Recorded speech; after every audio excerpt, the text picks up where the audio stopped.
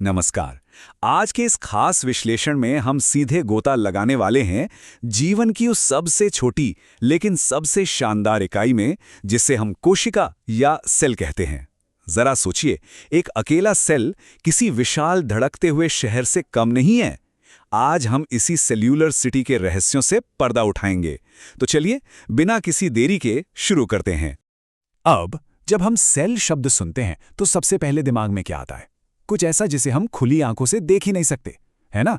खैर, हमेशा ऐसा नहीं होता। 75 मिलीमीटर, जी हाँ, दुनिया की सबसे बड़ी कोशिका यानी शुतुरमुर्ग का अंडा पूरे 75 मिलीमीटर का होता है। ये फैक्ट उस पुरानी सोच को बिल्कुल बदल देता है कि हर सेल को देखने के लिए हमें माइक्रोस्कोप की ही जरूरत पड़ेगी। आज के हमारे सफर का रूट मैप बहुत ही सीधा सा है। पहले हम बेसिक बिल्डिंग ब्लॉक्स की बात करेंगे, फिर प्रोकैरियोटिक और यूकैरियोटिक का फर्क समझेंगे, उसके बाद प्लांट और एनिमल सेल्स की तुलना होगी, फिर हम सेल की बाउंड्रीज को चेक करेंगे और अंत में इसके अंदर काम कर रही उस शानदार मशीनरी को देखेंगे। तो आते हैं अपने पहले पड़ाव पर, द बिल्डिंग ब्लॉक्स। आखिर जीवन की ये नींव असल में है क्या? अगर हम इसे बिल्कुल आसान शब्दों में समझें तो कोशिका असल में प्रोटोप्लाज्म की एक ऐसी इकाई है जो प्लाज्मा या सेल मेम्ब्रेन से कवर होती है और जिसके अंदर एक न्यूक्लियस यानी केंद्रक होता है। ये जो प्रोटोप्लाज्म है ना, यही वो असल जीवन देने वाला पदार्थ है जिसमें साइटोप्लाज्म और न्यूक्लियस दोनों शामिल होते हैं। कह सकते हैं कि यही इस बायोलॉजिकल शहर की धड़कन है। अब जब हमें बेसिक आइडिया मिल गया है तो चलिए दूसरे हिस्से की तरफ बढ़ते हैं। यहां हम इन सेलुलर शहरों के दो सबसे बड़े और मेन टाइप देखेंगे। इन दोनों के बीच का जो अंतर है वो एकदम साफ है। एक तरफ हमारे प्रोकैरियोटिक सेल्स हैं, इन्हें आप थोड़ा पुराने जमाने का या प्रिमिटिव मान सकते हैं क्योंकि इनमें एक प्रॉपर वेल डिफाइंड न्यूक्लियस नहीं होता। और दूसरी तरफ हैं हमारे यूकैरियोटिक सेल्स। ये एकदम एडवांस शहर हैं जहां न्यूक्लियस के चारों ओर एक प्रॉपर न्यूक्लियर मेम्ब्रेन यानी एक मजबूत दीवार होती है। तो सवाल ये है कि इन शहरों में रहता कौन है? देखिए, यूकैरियोट्स के अंदर प्रोटिस्टा, फंगी यानी कवक, पौधे और हम इंसान यानी जानवर आते हैं। और प्रोकैरियोट्स में मुख्य रूप से बैक्टीरिया, साइनोबैक्टीरिया और माइकोप्लाज्मा शामिल हैं।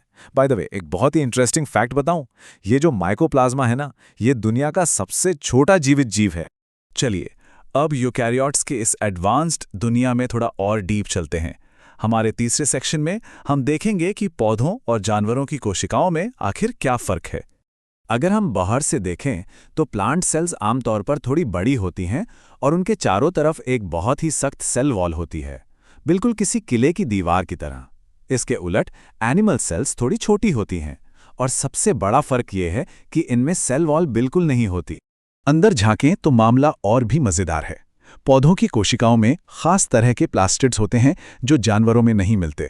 इसके अलावा प्लांट सेल्स के अंदर वैक्यूल्स यानी रिक्तिकाएं काफी बड़ी होती हैं, जबकि एनिमल सेल्स में ये बहुत छोटी होती हैं। लेकिन हाँ, एनिमल सेल्स के पास भी अपना एक स्पेशल फीचर है, सेंट्रियोल्स, जो आपको प्लांट सेल्स में देखने को नहीं मिलेगा। अब आते हैं सेक्शन 4 पर। कोई भी शहर बिना मजबूत सीमाओं और स्मार्ट सिक्योरिटी के कैसे सुरक्षित रह सकता है ना? जैसा कि हमने अभी बात की, कुछ सेल्स के बाहर एक बहुत ही सख्त और निर्जीव सेल वॉल होती है जो उन्हें शेप और प्रोटेक्शन देती है। लेकिन मजे की बात यह है कि ये दीवारें अलग अलग जीवों में अलग अलग चीजों से बनी होती हैं। पौधों में ये सेल्यूलोज की बनी होती है, फंगी में ये काइटिन से बनती हैं और बैक्टीरिया में पेप्टिडोग्लाइकेन से। एकदम कस्टमाइज सिक्योरिटी। अब सेल वॉल के ठीक अंदर होती है प्लाज्मा मेम्ब्रेन। ये प्रोटीन और लिपिड से बनी होती है और फ्लूइड मोज़ेक मॉडल पर काम करती है। इसका सबसे कमाल का फीचर यह है कि ये सेलेक्टिवली परमिएबल होती है, मतलब ये एक बेहद स्मार्ट गेटकीपर की तरह काम करती है। ये केवल कुछ चुनिंदा और ज़रूरी चीज़ों को ही अंदर या बाहर जाने देती है, हर किसी को नहीं।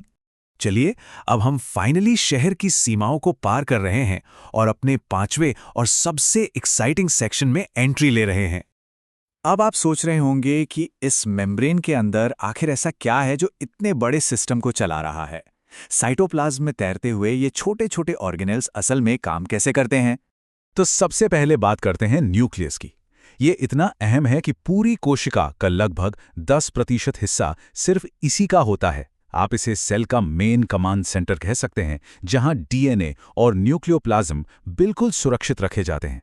यहीं से पूरे शहर को कंट्रोल किया जाता है। कमांड सेंटर के बाद हर शहर को बिजली तो चाहिए ही, और सेल का पावर हाउस है माइटोकॉन्ड्रिया। इसकी खोज की कहानी बड़ी दिलचस्प है। 1857 में एल्बर्ट वॉन कोलिकर ने सबसे पहले इन्हें खोजा। फिर 1886 में रिचर्ड ऑल्टमैन ने इन्हें बायोब्लास्ट्स कहा, और फाइनली 1898 में कार्ल बेंदा ने इन्हें वो नाम दिया जो आज हम सब जानते हैं, माइटोकॉन्ड्रिया।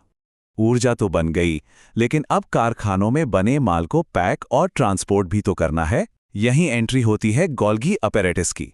ये एंडोप्लाज्मिक रेटिकुलम से आने वाले प्रोटीन्स में कार्बोहाइड्रेट या फॉस्फेट जोड़ते हैं, फिर उन्हें छांटते हैं, छोटी छोटी थैलियों यानी वेसिकल्स में पैक करते हैं और सही जगह पहुंचा देते हैं।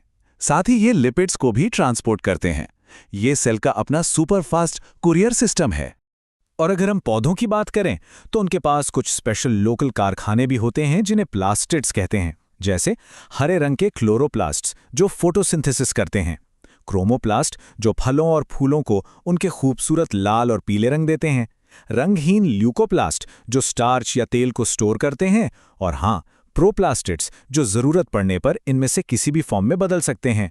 तो हम अपने सफर के आखिर में आ गए हैं। अब जरा एक पल के लिए सोचिए, एक ऐसी चीज जिसे हम आमतौर पर अपनी आंखों से देख तक नहीं सकते, वो इतने कॉम्प्लेक्स और परफेक्ट कारखानों को कैसे चला रही है, जो धरती के सारे जीवन का आधार है। हर एक सेकंड हमारे और दुनिया के हर जीवित प्राणी के अंदर ये अनगिनत सेल्यूलर मशीनें बिना थके काम कर रही हैं। सच में जीवन की ये अनदेखी दुनिया हमारे ब्रह्मांड के सबसे बड़े चमत्कारों में से एक है। उम्मीद है आपको हमारे विश्लेषण पसंद आया होगा और आपको बहुत कुछ नया जानने को मिला होगा। सोचने के लिए काफी कुछ है ना?